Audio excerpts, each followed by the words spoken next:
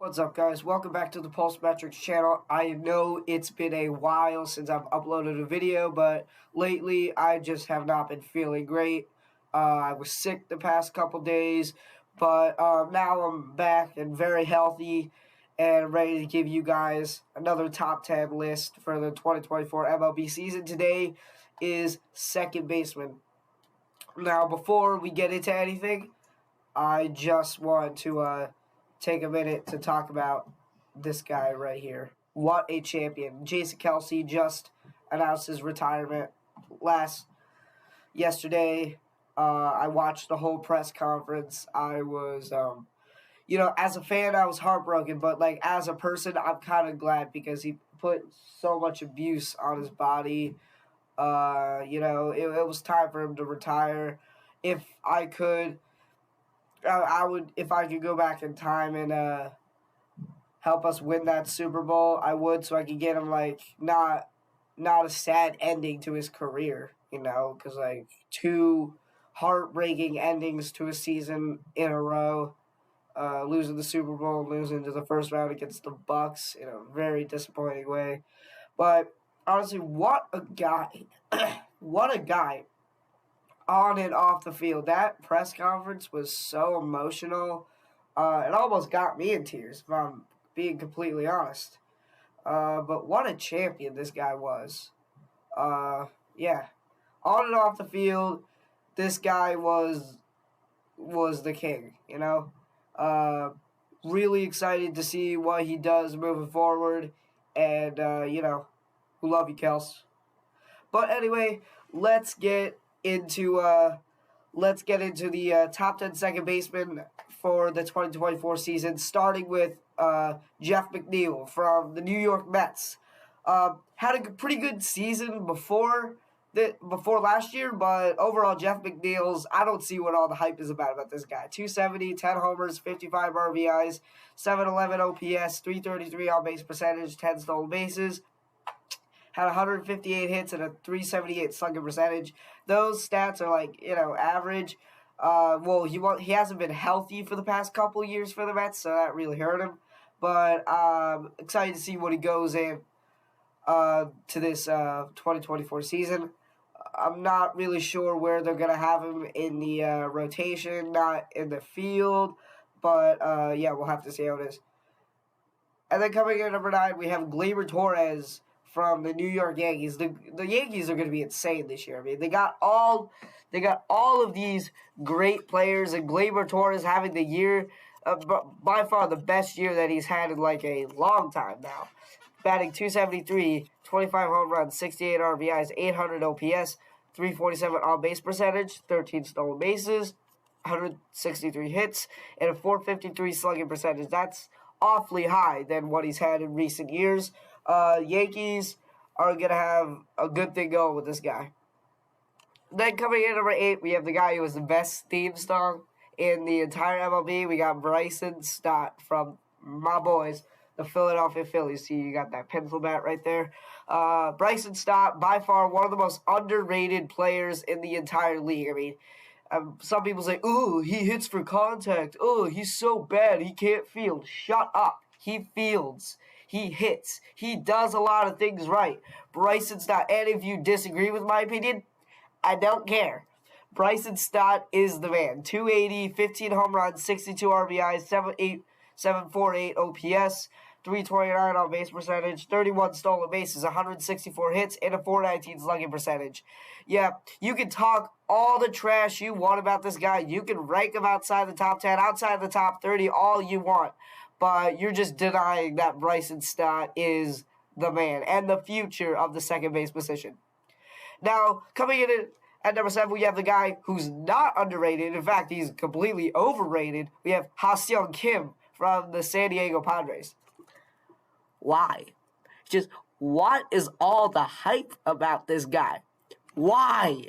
This guy is not even that good. I don't understand what all the hype is about. 260, 17 home runs, 60 RBIs, 749 OPS. What? 351 on base percentage, 38 stolen bases, 140 hits, and a 398 slugging percentage. Those stats aren't even that good. Why are you guys saying that this guy should be in the top 5? But hey, like I said, if you disagree with my opinion, I don't care. Okay, Ha-Seong Kim is by far one of the most overrated players in the entire MLB. I don't see what all the hype is about this guy. I mean, he's okay at fielding. I mean, he's a good utility player, but this guy is, average. One of the most average players I've ever seen. And then coming in at number 6, we have Luis Arise from the Miami Marlins. Do not let that 354 batting average fool you, because this guy stinks. He only hits for contact. The only reason that I rank him this high is that the 354 and 202 hits are like enough. But 10 homers besides that, 69 RBIs, 862 OPS, 393 on base percentage, 3 stolen bases, 202 hits, and a 469 slugging percentage. This guy is like, he only hits for contact. He doesn't hit for power that much. He doesn't hit that many home runs. He doesn't drive in runs that much. Like, again, like Ha-Seong Kim, I don't understand all the hype about this guy. I mean, like I said, do not let that 354 batting average fool you, because this guy, besides that, is terrible. And then coming in at 5, we have Ozzie Albies from my arch enemies, the Atlanta Braves. What he did last season was absolutely insane. I mean, he was part of that big old record-breaking Braves team, but only to lose to us in the second round. As usual, not expecting anything else. But Ozzie Albies, I mean, you got to give him his credit where it's due. Batting 280, 33 homers, 109 RBIs, 849 OPS, 336 on base percentage, 13 stolen bases, 167 hits, and a 513 slugging percentage. Yeah, this guy, most of you are arguing that he should be number 1, but the thing is, he can't field. He cannot field. I don't understand why most people are saying, I mean, yeah, he's got the hitting stats, but he can't field at all. He's terrible. So, yeah, you're at 5. Okay, I don't care. And then coming in at number 4, we have Marte. Yeah, this guy absolutely made me miserable during the NL National League Championship Series. Miserable! But Marte is still really good. Batting 276, 25 home runs, 82 RBIs, 843 OPS, 358 on base percentage, 8 stolen bases, 157, I cannot speak today, 157 hits, and a 485 slugging percentage. Marte, yeah, unlike Ozzie Albies over here, this guy has good hitting stats, and he can actually field. Yeah, so that's why he's ahead of Ozzie Albies. I mean, there's nothing else to say about it. And then coming in at number 3, we have a guy who was not healthy at all for the season. We have Jose Altuve. This guy has the hitting stats of Ha-Seong Kim, but doubled, even when he didn't play a full season. Like, Jose Altuve, that's how good Jose Altuve is. Batting 311, 17 home runs, 51 RBIs, 915 OPS, 393 on base percentage, 14 stolen bases, 112 hits, and a 522 slugging percentage. Yeah, this guy's been around for a long time. Don't really know how much longer his career is going to go on for, but for now, he's still one of the best second basemen in the league. And then coming in at number 2, if it wasn't for the guy at number 1, this guy would be number 1. If he didn't switch to a new position, I'm sure you guys all know who it is. But Marcus Semien, bam, part of that big old Rangers World Series team. I loved it. Batting 276, 29 home runs, 100 RBIs, 826 OPS, 348 on base percentage, 14 stolen bases, 185 hits, and a 478 slugging percentage. Yeah, second best player on the Rangers, no doubt about it. And one of the best second basemen, but I'm sure you all know who's number 1. Switching to that new position, the guy who can play basically every position on the field, we have Mookie Betts. If I couldn't root for a Phillies player, I would root for this guy. He's one of my favorite players outside of the Phillies. Please forget I said that, but here we go. Mookie Betts.